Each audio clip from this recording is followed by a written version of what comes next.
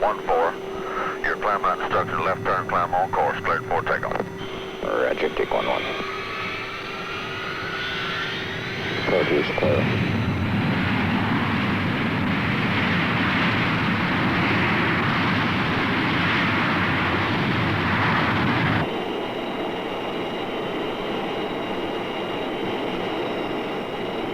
Coming up on 16.5 seconds.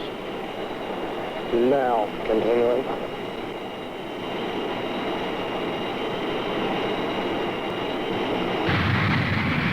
Yep, and I'm stick.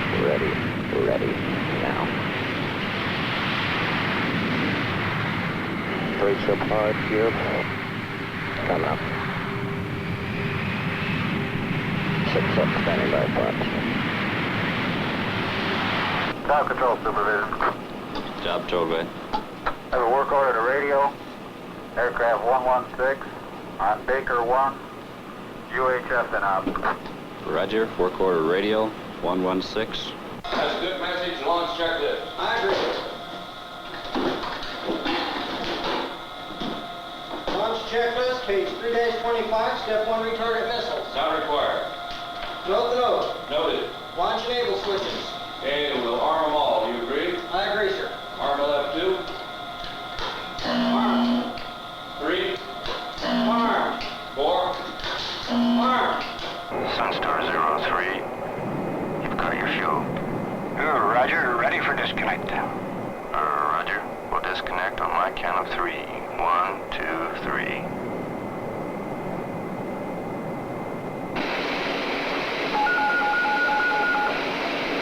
Skybird, this is Dropkick with a maintenance test of all stations. There will not be an authentication with this maintenance test. All stations acknowledge at the count of 5. 1, 2, 3, 4, 5. This is Dropkick releasing a primary alerting system.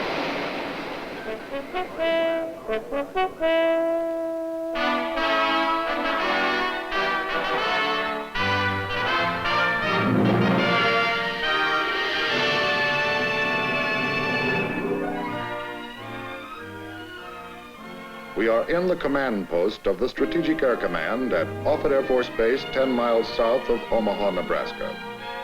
From this location, some 4 stories underground, the endless activities of SAC are precisely monitored and controlled every second of every day. The controllers who man this facility provide the link between the President through the Joint Chiefs of Staff and the Commander-in-Chief of the Strategic Air Command, and the link between the SAC commander and the strongest and most ready military force ever conceived. A moment ago, the duty controller pushed a button and picked up a telephone. And those 2 simple motions put him in touch with over 70 subordinate SAC command posts which supervise over 250,000 people. The strength of SAC is its people. Their every effort contributes to the success of the mission. Who they are, where they are, how they feel about their jobs is our story.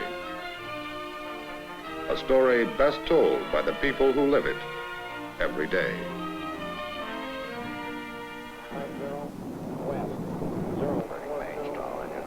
Pilot, this is Navigator. Coming up on EIP in 1 minute. That was the Navigator telling us that we're coming up on our initial point. This is the point from which the bomb run actually begins. The bomb plot is going to be looking for us at this particular point, and we must arrive over this point on the ground so that they can pick us up with their very narrow beam radar. After we pass over the IP, or initial point, the bomb run effectively begins. And everybody in the whole crew, the radar navigator and the EW and the pilot, co-pilot, gunner, everybody's concerned this time with getting the bomb on the target. And when I say put the bomb on the target, I don't mean that it's an actual bomb. It's a simulated bomb.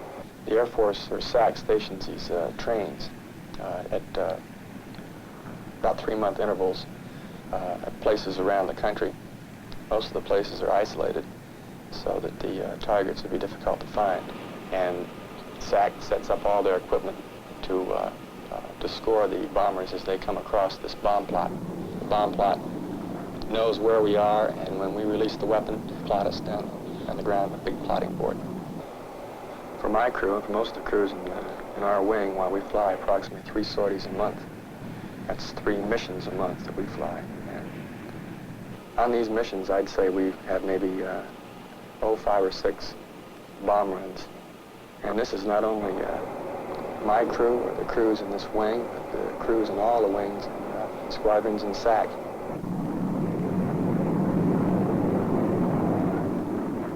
"20 seconds to go, the radar navigator actuates the tone downstairs with a switch. He turns his tone on, the bomb plot hears it, and they track us, their final track, on their big plotting board. Now, set him number 1, I'll get him. 25. No tone. Don't track your tone. Tone. Negative. Simulate tone. You're right in the air right now. Roger. This guy's holding 5 left. It's okay, bomb door's coming open. Roger, 2, 1. Bombs away. Frame number 0172, gunner. 172. That's the first run. We have several more. We won't know how well we did until bomb plot computes and calls back to us our coded scores. Like everything else of this nature, it requires a great deal of practice. Practice to keep ourselves at peak efficiency in order to carry out SAC's mission of deterrence. That's deterrence not only for a nuclear war, but to keep a limited war from escalating into a nuclear war. Maintaining a nuclear deterrent demands precise and positive control of the force. This applies not only to the delivery of weapons in time of war, but to the readiness of them in time of peace. We live positive control. We have to. Behind that console and those screens up there are over 1,000 combat aircraft and nearly 1,000 ICBMs. Positive control evolves around a system called the 2-officer policy. That is to say, at any level of command, in regards to positive control, no action towards a strike or execution of force can be taken without concurrent actions by 2 designated positive control individuals. Now, regarding the aircraft, it can be launched under positive control and continue to a point geographic fix short of enemy territory. If prior to reaching that fix they have not received a valid and authentic go code, they will turn around and return home without striking. Receipt of a valid go code by a combat crew in flight must be verified by the aircraft commander and at least 1 other positive control officer. Even if they should experience radio failure while airborne and en route to this geographic fix, they would return home because they have no possible chance of receiving a valid go code. Now, in regard to missiles, this is a missile procedures trainer where crew members can practice almost everything that they can accomplish in an actual capsule operation and get the proper reactions. Now, I can take this key, insert it, and turn it, and I wouldn't launch any of the commands that I monitor. It takes another key in the hands of my deputy, turn simultaneously with this one after we've accomplished several checklists to get a vote in. Beyond this, it also takes 2 other crew members in another capsule miles away to accomplish the same procedures in order to launch any missiles. This is an aspect of positive control that is very precise. If we should undergo an all-out attack, it is planned for the missile forces to ride it out underground. Any decision to launch must come from the President. Whatever happens, we'll be ready. Being ready means many things to the crews of the Minuteman. To the combat crews, it means being prepared at the beginning of each duty day to pass a test of procedures with a grade of 100%. For this is the only passing grade. And if an individual does not achieve it, he does not go on duty. The single duty day averages 30 hours from portal to portal. And being ready means being psychologically and physiologically fit to spend 24 of these hours 60 feet underground in a capsule enclosed by earth and reinforced by concrete and steel. Through change of command after change of command, the systems are kept in the green, ready to launch in a matter of seconds. Miles from the consoles of the launch control facilities are the silos of the missiles themselves, almost 1,000 of them deployed in areas isolated and remote. Here, the men trained to send the Minuteman missiles on their way are backed up by those trained to maintain them. And what they do lends true substance to the definition of being ready to go. They're always checking us out one way or the other. They say we're highly skilled technicians. Why shouldn't we prove it? We're now in the process of removing the missile with the transporter erector to send to Vandenberg for test firing. When we do get the word we're going to launch one at Vandenberg, the teams immediately pick up in morale. We've been working on this missile for quite a while. We have no doubt whatsoever that the maintenance has been performed correctly. The missile field is different from the aircraft field because the maintenance people in the aircraft field can see their bird fly every day. Missile people can't. They just go out and work on it. It comes in the green. That's the last they have to do with it until it goes out again. They never see it actually fly until they get a proficiency launch. Basic idea for the missile crew members is to get experience actually launching a missile. And they can't see them when they launch it themselves, but they know it's all actual operation. We sometimes think as we're sitting out there that the big man on the other side stops and looks and takes inventory of our deterrent circumstances here, and he says to himself, today isn't the day. And as long as we can continue having him say this every day, we are continuing this deterrent effort, and it is effective. We expect it to be a perfect launch with no holdups, no delays whatsoever. Everyone really gets out. They work hard just to get to go out on these launches because more to it than just working. They get to see what happens.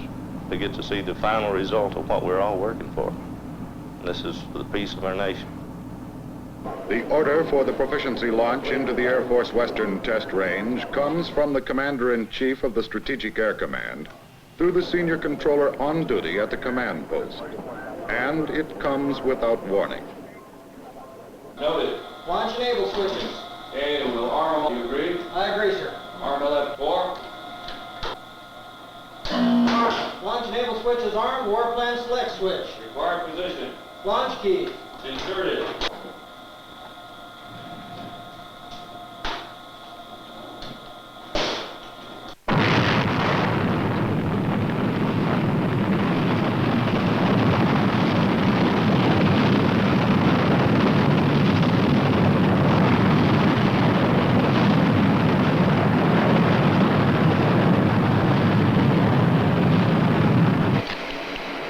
Vandenberg with the report on the missile.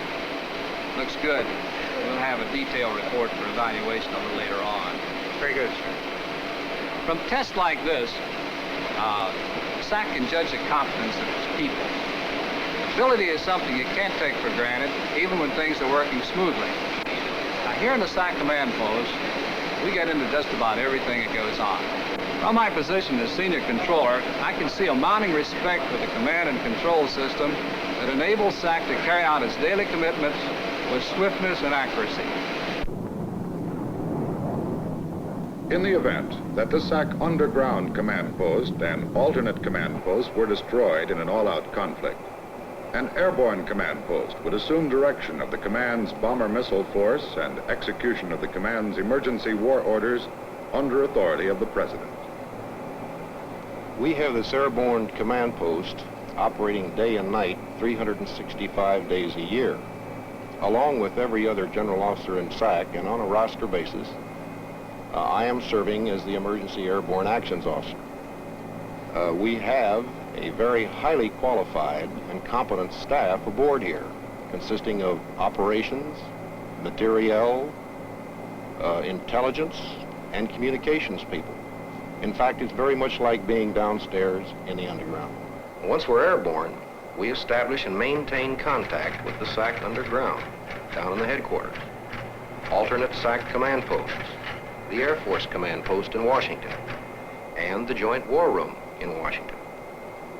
Well, certainly, having this facility at 30,000 feet gives us a further guarantee that we can launch our global force effectively in retaliation to attack. Under a single tanker management concept, SAC, with some 600 KC-135 jet stratotankers, is assigned the entire United States Air Force aerial refueling responsibility. Tankers, strategically positioned, help to maintain the deterrent power of the United States and are prepared at any time to extend the punch of its fighter and bomber forces. Global capability means getting our bombers to the target and back again. That's where air refueling comes in. That's our business. That's what we're here for. Air refueling could be a tricky business, flying along at 500 knots, transferring up to 1,000 gallons per minute.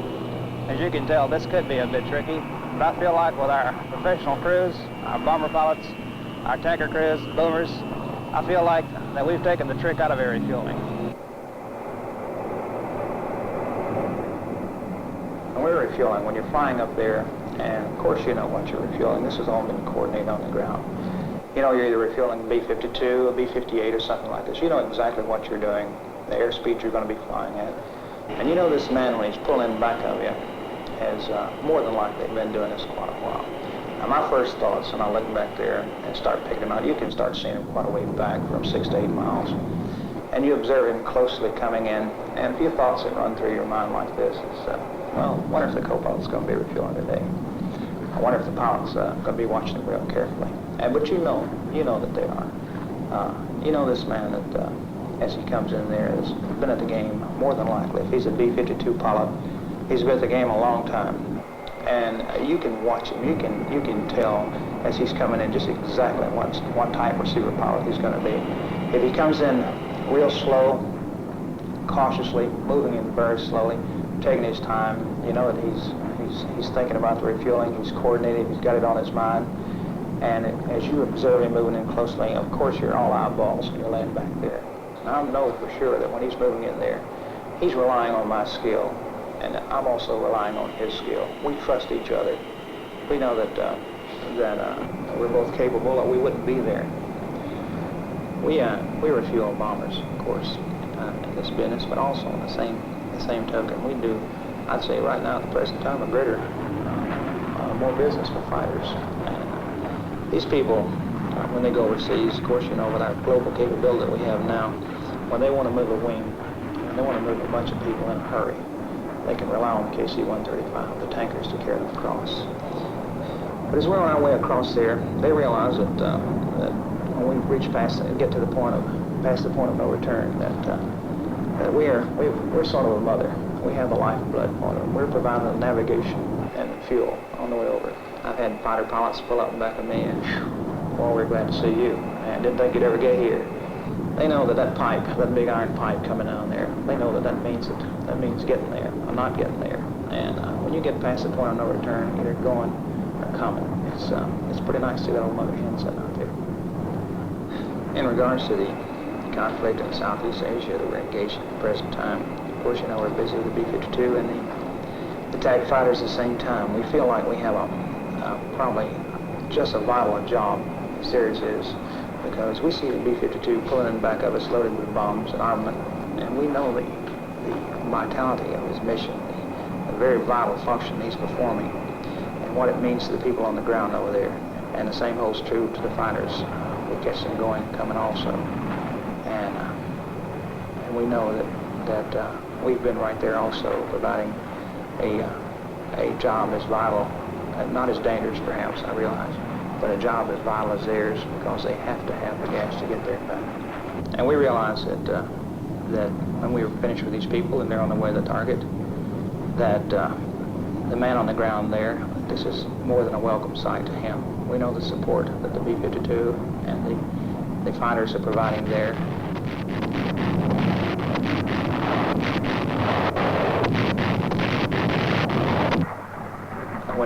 man on the ground looks up and sees the airplane, that the man in the airplane is also very aware of the support that he's giving to the man on the ground.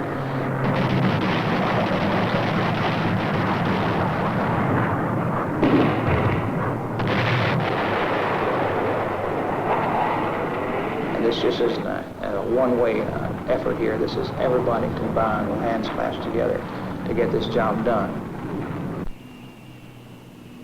The aircraft and crews in SAC are combat ready. But to keep crews at peak efficiency means thousands and thousands of hours of flying time every year. And this means getting the most from the aircraft. The question then, how do you keep complex aircraft from wearing out under continual use? The responsibility is in the hands of those in maintenance. Maintenance schedules are adhered to as closely as any phase of an airborne mission. It begins with a debriefing as soon as an aircraft lands. Each aircrew member reviews the entire mission in detail with the maintenance specialists. All systems that have not worked perfectly have to be fixed immediately. Maintenance control is the heart of the maintenance activity, and top airmen regulate its every beat. The system the controllers use is so thorough, so accurate, that they can tell a month in advance where each aircraft by tail number will be and what it will be doing. Because on every SAC base, a portion of its aircraft are on continuous ground alert. As part of the 50% of SAC's total bomber and tanker force, ready to react well within the warning time provided by the ballistic missile early warning system. As a result of the maintenance debriefing of this aircraft, we find we have numerous discrepancies. This aircraft has got to be on the alert pad at 0800 in the morning, and we're going to do it. Keeping the Strategic Air Command's mighty force of aircraft operationally ready isn't exactly an easy way of life. But neither is standing alert, waiting for something you don't want to happen. Major hit. This concludes the briefing. Are there any questions? Sure is going to be wet when we go out to pre-flight this morning. This has been our daily alert briefing. Each day of our 7-day alert tour starts with a similar briefing. It consists of weather information, operational planning factors, and maintenance. During our 7-day alert tour, we live here in this building. We eat, sleep, and flight plan here. We're now going out to pre-flight, followed by mission planning. Alert activity, to me, is a very important thing. Of course, with our crew, we think it's very important. And we think it's important to the country for defense. And it's difficult to explain alert, because alert, to me, means mission planning, daily pre-flights, daily briefings, and a great deal of study and testing. For example, on the first day, when we come on alert, a good portion of that day, I'll say 75%, is made up of testing. Testing in the areas of launch procedures, tactics, emergency procedures, and on the mission that you're supposed to fly in the event we would have a war. Well, as a navigator on this B-52 crew, usually it'll take at least 2 hours for every 2 hours of flight planning for every hour that you will be in the air. I have to get almost all of my paperwork done before any of the rest of the crew members can start. I will take it from takeoff through aerial refueling into a nav leg or to fly AGM missiles into several racetracks for bomb releases, into the gunnery if we have it scheduled for that time, back here, schedule enough time for some of the pilot work, and then land. It's a personal relationship with the other crew members.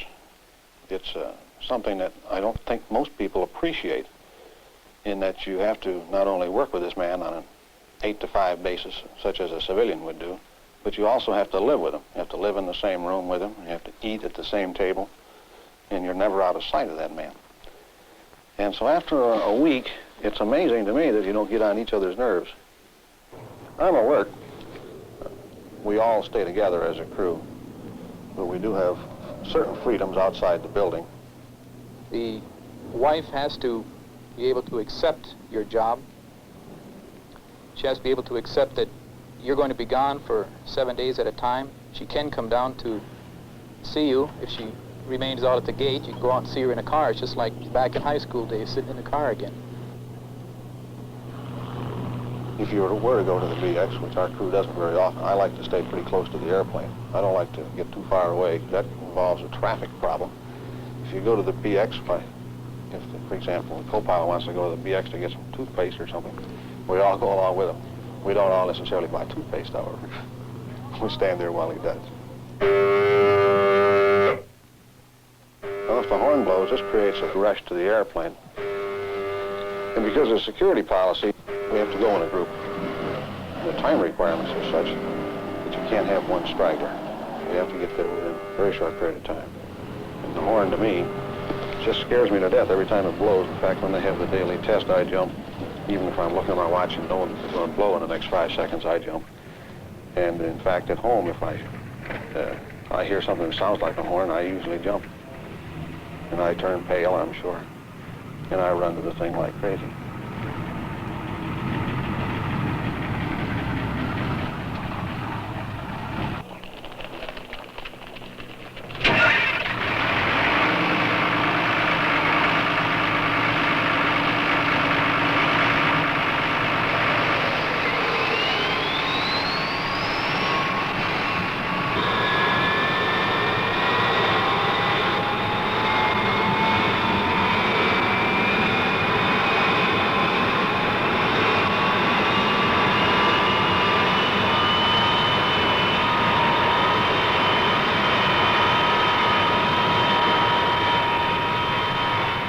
This is a test exercise.